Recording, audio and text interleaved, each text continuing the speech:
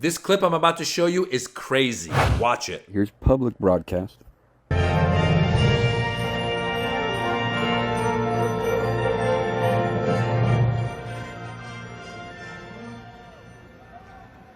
Thank you very much, everybody, and thank you to Vice President Vance.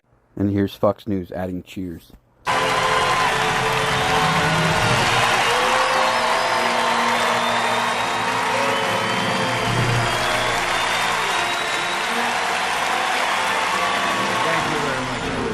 Thank you to Vice President. It's ridiculous. You can hear the cheers fade out as they gradually turn the volume down. Yeah, Fox News just added cheers to Trump's speech at his military parade. But at least when it comes to the military, he's consistent. Sometimes, stealth. They do stealth. I'm not a huge believer in stealth because stealth is basically a lot of it's to design and to shape. And, I'm sure you maybe think, but also if that's the case, they're going to figure it out pretty fast, I think. So you're going to design an ugly plane for stealth reasons, and then 6 months later, they're going to figure out this, and then you're stuck with a plane. Now, we're doing brand new planes, totally stealth planes. I hope they're stealth. I don't know. That whole stealth thing, I'm sort of wondering. You mean if we shape a wing this way, they don't see it, but the other way they see it? I'm not so sure. But that's what they tell me. Yeah, we have the best military equipment in the world. You see that with this fight. We have planes that are undetectable, flying around like, nobody's able to see them stealth. You guys want to be stealthy tonight. You can be stealth, you'll never lose, right? So he didn't like stealth, now he likes stealth. He's not sure what stealth is. Who knows? It's all very confusing. Speaking of confusing, here is his Secretary of Defense. Have you given the order to be able to shoot at unarmed protesters in any way? I'm just asking the question. Don't laugh. Like the whole country. And by the way, my colleagues across the aisle. What is that based on? What evidence would you have that an order like that has ever been given? Giving that order to your predecessor, to a Republican Secretary of Defense, who I give a lot of credit to because he didn't accept the order. He had more guts and balls than you because he said, I'm not going to send in the uniformed military to do something that I know in my gut isn't right. He was asked to shoot at their legs. He wrote that in his book. That's not hearsay. So your poo-pooing of this, it just shows you don't understand who we are as a country, who we are. And all of my colleagues across the aisle, especially the ones that serve, should want an apolitical military and not want citizens to be scared of their own military. I love the military. I served alongside my whole life, so I'm worried about you tainting it. Have you given the order? Have you given the order that they can use lethal force against honor? I want the answer to be no. Please tell me it's no. Have you given the order? Senator, I'd be careful what you read in books and believing it, except for the Bible. When asked if he gave the order for his military to shoot at protesters, he doesn't answer it. He dodges it. You saw the senator go, please just say the answer is no. He would not answer it. And here's another senator pointing out that this military secretary of defense is not transparent. Finally, you have pledged to be transparent as Secretary of Defense. Yet, to date, you have not held a single press conference at the Pentagon. Instead, you have evicted news outlets from the building, overwhelmingly restricted press access, and searched for leaks within your own staff, even threatening general officers with polygraph tests. This is not transparency, and it is a disservice to the American people. There you have it. They've made America great again. They've made the military great again, but they don't want to tell the people that voted them in. We voted them in. They don't tell us what's going on. They are just making stuff up. So they had that military parade that was basically a failure. There weren't that many people present, and Fox News had to propagandize it and make it look better and bigger. You saw the look on his face when he was giving the speech. He didn't seem very happy about being there because it didn't seem like there was that many people. If you rewind this video and listen to the beginning, that first part where public broadcasting was showing, you hear just a couple of like woos or cheers, but that's it. And then you've got protests happening the same day. The No Kings protests happened all over the country. And the big question, the good question is, did the Army Reserves that showed up in Los Angeles and in some of the other protests, had they had the order that they should shoot into the crowd if need be? And that's not some made up stuff. Like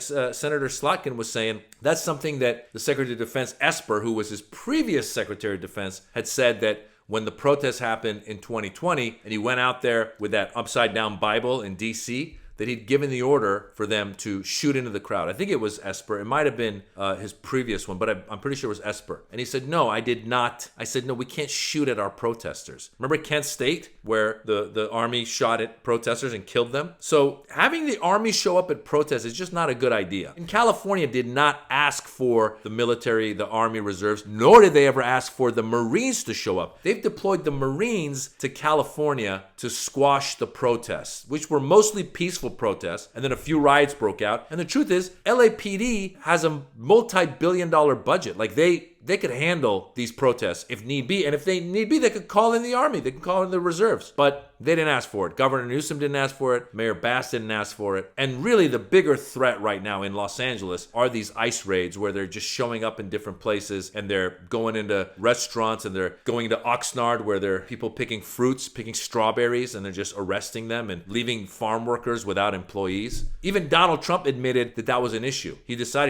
I'm going to change the protocol with ICE so that we don't deport certain people that have been here working all these years. And then he reversed that again. He came back and said, no, we're going to stick with deporting everybody. And the reason is, folks, that Stephen Miller, you know Stephen Miller, he's the just horrible person who is one of Trump's advisors, and he's been a racist his whole life. He and others have given the order for ICE to deport 3,000 people a day. When you give a quota for deportations, what that means is that you're setting it up for trouble. Because once ICE goes out and is like, well, there aren't 3,000 immigrants committing crimes every day. There aren't 3,000 immigrants that are criminals that we could deport every day. Once that happens, they go, we got to go deport other people then. So now you've militarized the homeland. You've got protests that happen against ICE, and you bring the military in to go against those protesters. And then you hold yourself a little military parade just to boost your ego that happens to fall on your birthday. It happened to be his birthday. It's just so childish. It's so North Korea. It's so unprecedented. And anybody who's sitting by and letting this happen and is not criticizing it must be sleeping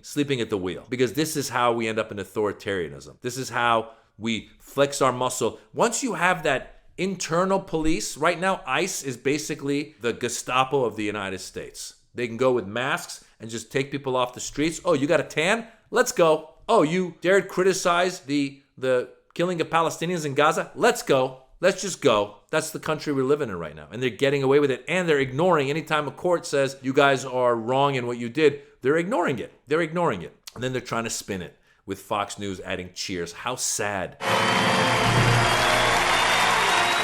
How horribly sad. If the least they could have done, folks, was to maybe just hire some extras to be there. Pay them $50 a day. I'm an actor. I'm a comedian. I live in Hollywood. I know, like, when we would do sitcoms, they would hire people to come and laugh at the sitcom. Those are professional laughers. They're making, I don't know, $100 a day. They're sitting around, they're reading the newspaper. Then when we do the show, they laugh. I've seen that before. They could have hired 100 people, 500 people. They have a military budget. Hire those people, put them in the front, and let them clap and cheer. When you have to add cheers in post, not a good parade. Not a good parade. And when you got Pete Hegseth, who's a total bro, doofus, dumb doofus, who's sitting there saying the only book you should trust is the Bible, that should scare you, folks. That shows that these people are religiously inspired, and anyone who's religiously inspired to that level where they're mixing religion with their politics is dangerous. We've seen that in Iran. The Islamic Republic of Iran became the Islamic Republic of Iran and became oppressive. Now we're seeing it with the religious right and the far right and the things they want to impose, going into the military and saying, oh, if you're transgender, you can't serve here anymore. If you do anything that's gay, LGBTQ, no serving here anymore. They're basically using the Bible as their guideline rather than the word of the previous Secretary of Defense who said that Donald Trump asked me to give the order to shoot into the crowd, which any American should be against. Right wing, left wing, Republican, Democrats should be saying, no, this is not good. And yet the Republicans are just bowing their heads, letting this happen. And this is how we end up in authoritarianism. Oh my God. It's all so exhausting. You should rewind and watch that first video because it was kind of funny. Look at the look on his face. You could tell when he goes to give the speech, he's disappointed in his crowd. He's like, not a good crowd. They should have hired extras. I'm telling you. Thank you very much, everybody. And thank you to Vice President. It's ridiculous. Oh God. Guys, I'm comedian Maz Jobrani. I've got a YouTube page right here. It's at Maz Jobrani. Give it a follow and check out my videos and let me know you came from Rebel HQ. All right. Bye-bye.